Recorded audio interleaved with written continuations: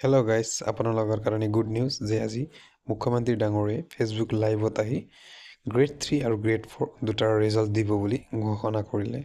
আৰু আপোনালোকে সকলোৱে শুনিছে যে মুখ্যমন্ত্ৰী ডাঙৰীয়াই কি ক'লে। মই ভিডিঅ'টো প্লে নকৰোঁ, মই যিটো শুনিছোঁ মোক দি কওঁ যে মুখ্যমন্ত্ৰী ডাঙৰীয়াই কৈছে যে ফেব্ৰুৱাৰী মাহৰ শেষফালে বা মাৰ্চ মাহৰ প্ৰথম সপ্তাহত।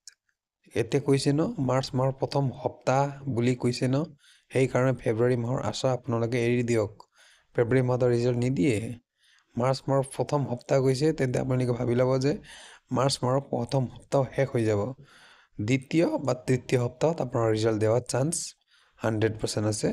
আৰু প্ৰতিশ্ৰুতি মতে 30,000 ভেকেঞ্চি যিটো আছে সেইটো ফিল আপ কৰি দিব, কিন্তু 30,000 পদ দিব বুলি কোৱা নাই, ক'তো উল্লেখ কৰা নাই। 30,000 পদ ওলাব নোলাব এইটো মুখ্যমন্ত্ৰী ডাঙৰীয়াই এডিআৰই ৰিজাল্ট শেষ হ'লে ডিক্লেয়াৰ কৰিব যে আমাৰ এডিআৰই 3.0 অহাৰ চান্স আছে নে নাই বুলি। এতিয়াও ক্লিয়াৰ হোৱা নাই কথাটো। ভিডিঅ'টো চোৱাৰ কাৰণে থেংক ইউ। ইনফৰমেশ্যন কিবা থাকে মই আপোনালোকৰ লগত শ্বেয়াৰ কৰিম। Thank U.